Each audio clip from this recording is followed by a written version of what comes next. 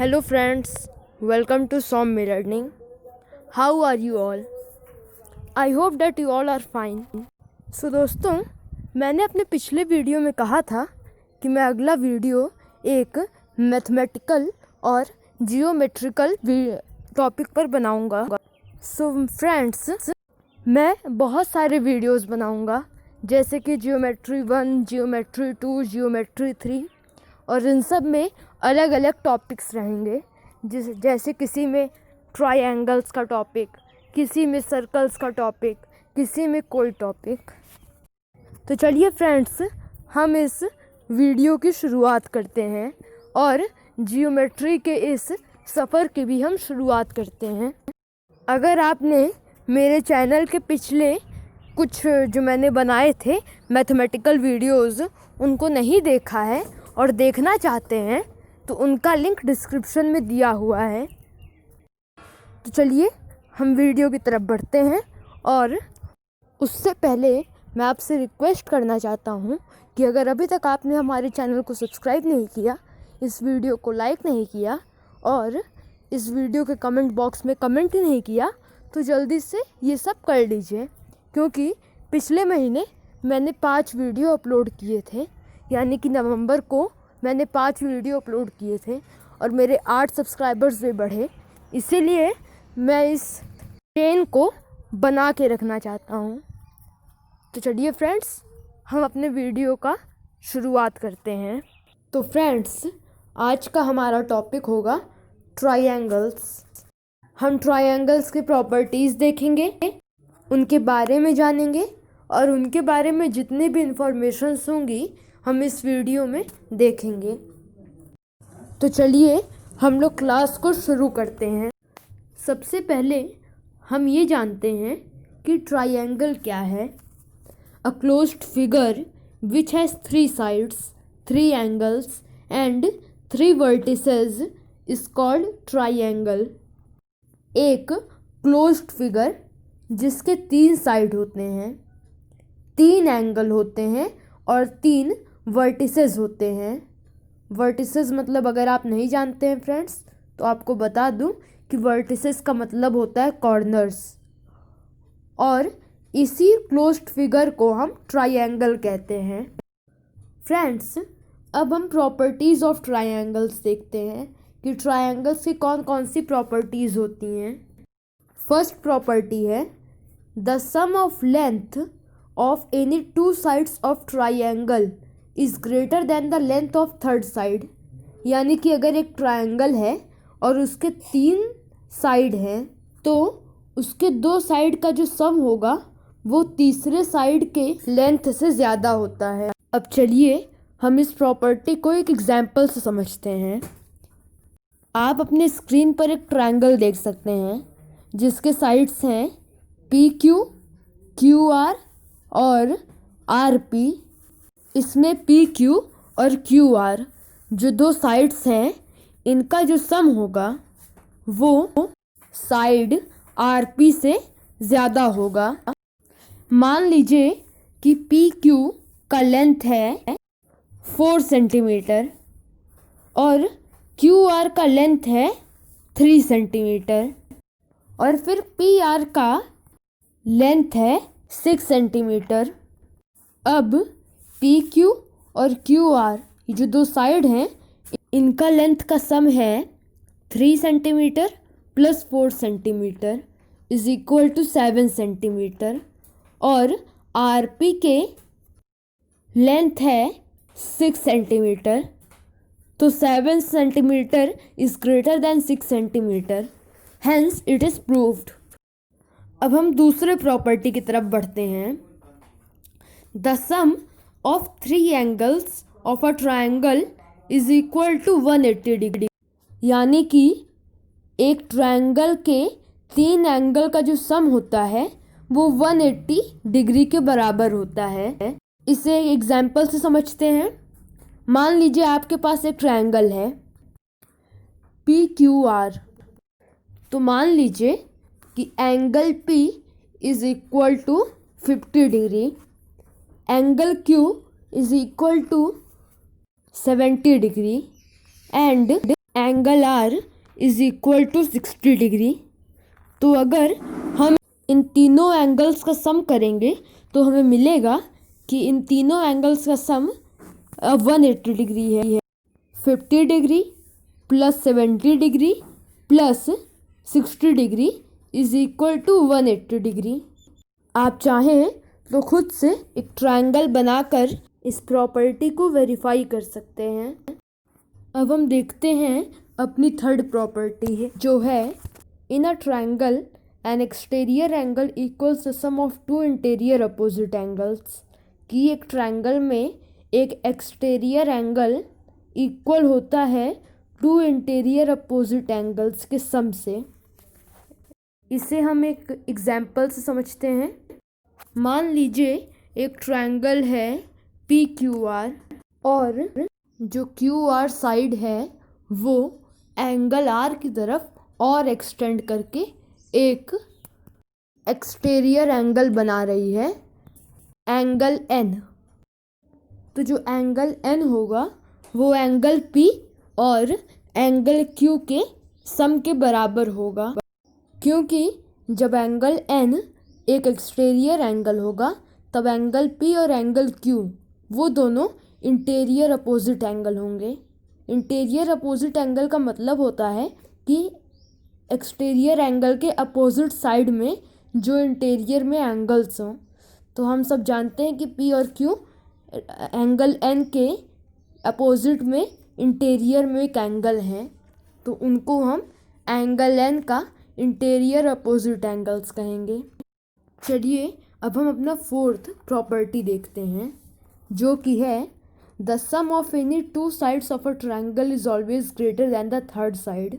यानी कि अगर मान लीजिए आपके पास एक ट्रायंगल है तो उसके दो साइड का सम तीसरे साइड से ज़्यादा ही होगा।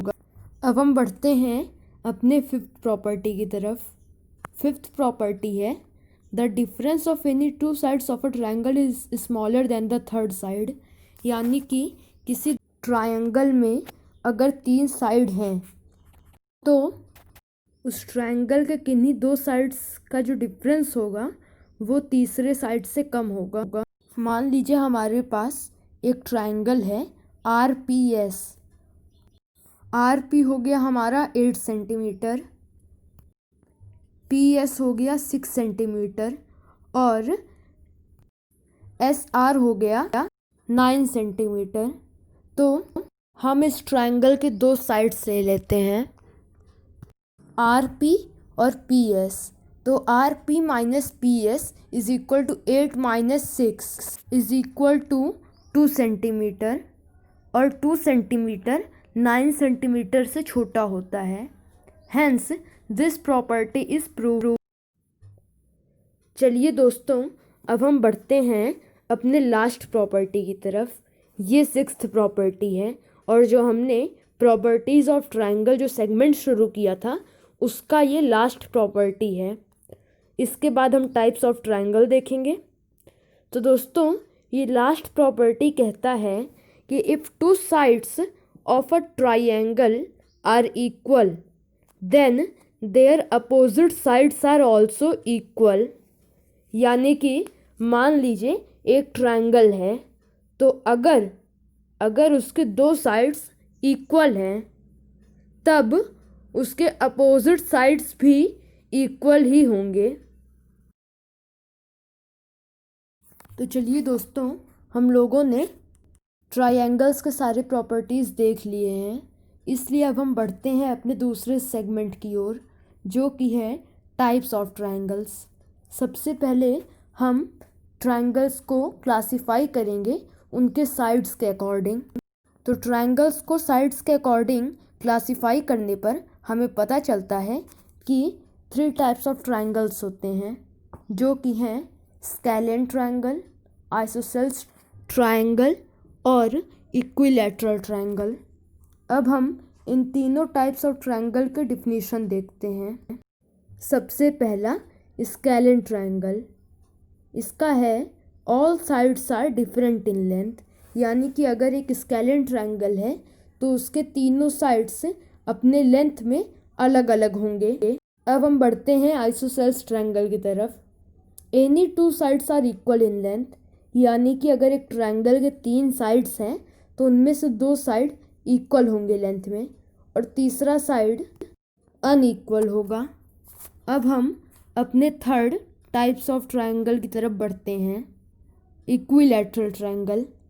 All 3 sides are equal in length and all angles measure 60 degree, यानी कि इक्विलैटरल ट्रायंगल में सभी साइड्स इक्वल होते हैं लेंथ में और उस ट्रायंगल के तीनों एंगल्स 60 डिग्री मेज़र करते हैं, मतलब कि उस ट्रायंगल के सारे एंगल्स भी इक्वल होते हैं।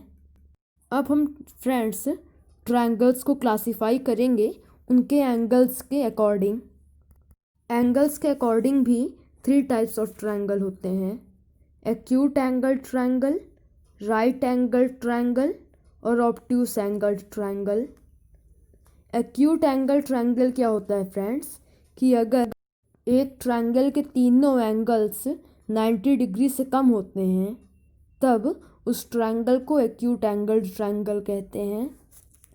अब राइट एंगल ट्रायंगल की तरफ बढ़ते हैं।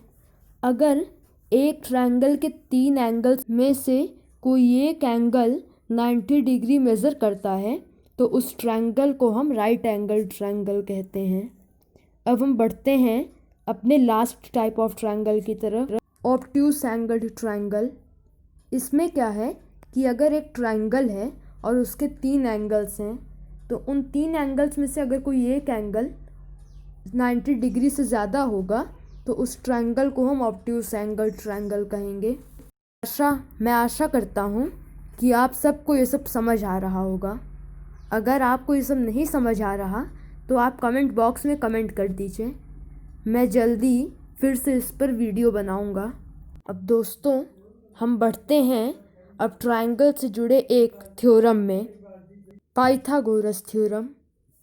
पाइथागोरस थ्योरम क्या कहता है फ्रेंड्स कि in a right angle triangle the square of the hypotenuse equals to the sum of the square of its side, यानी कि एक राइट एंगल्ड ट्रायंगल में जो हाइपोटेनस का स्क्वायर होता है वो उसके साइड के स्क्वायर के सम से सेम होता है, इक्वल होता है।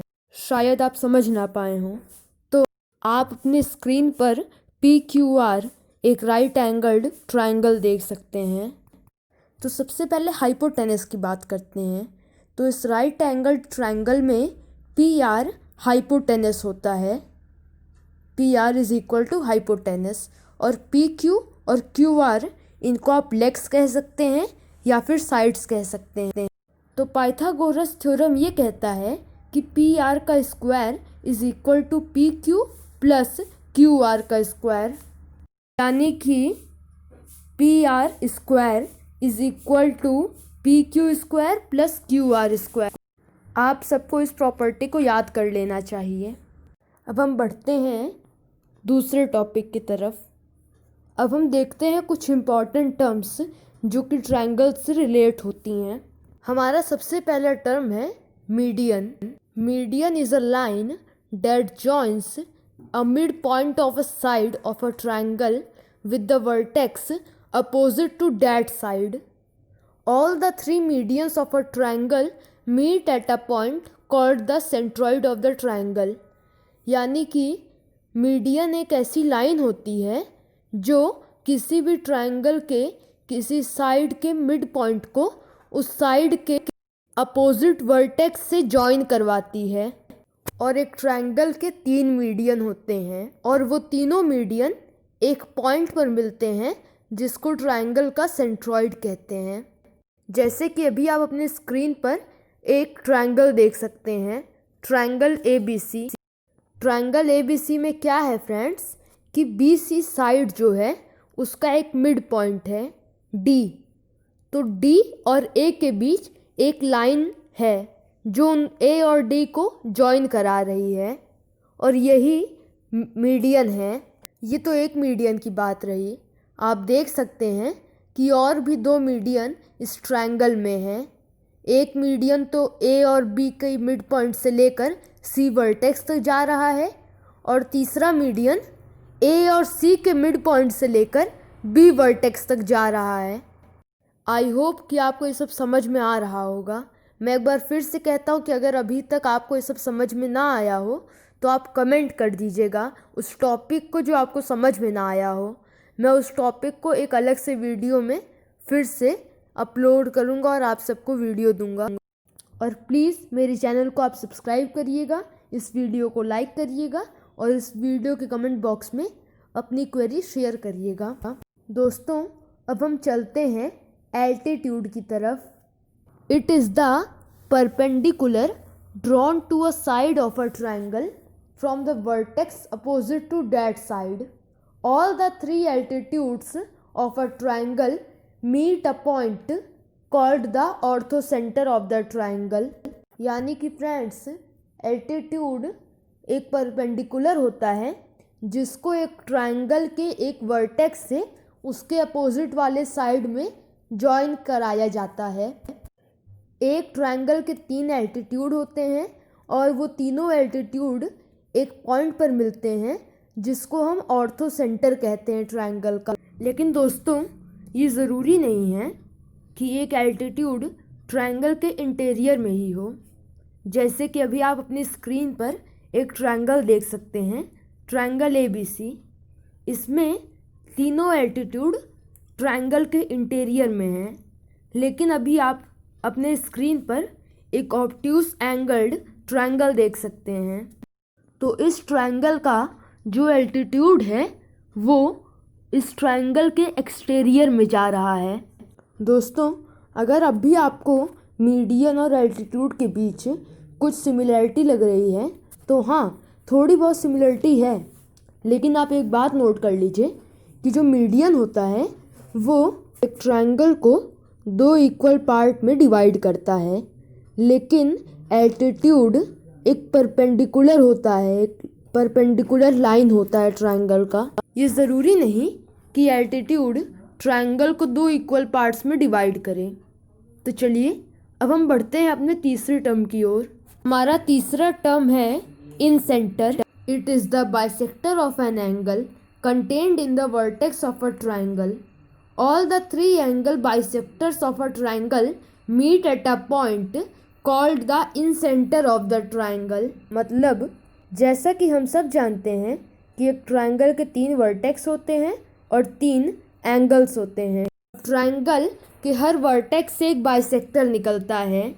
तो एक ट्राइंगल के 3 वर्टेक्स होते हैं, 3 एंगल होते हैं, इसलिए उन 3 एंगल्स के 3 बाइसेक्टर भी होते हैं। और वो तीनों बाइसेक्टर जिस पॉइंट पर मिलते हैं उस पॉइंट को हम ट्राइंगल का इन सेंटर कहते हैं। अभी आप अपने स्क्रीन पर ट्राइंगल का एक फिगर देख सकते हैं, ट्राइंगल ABC। इस ट्राइंगल ABC में AD, BE और CF एंगल बाइसेक्टर्स हैं और ये तीनों एंगल बाइसेक्टर्स I, जो कि इस ट्राइंगल का इन सेंटर है, इस पर मिलते हैं।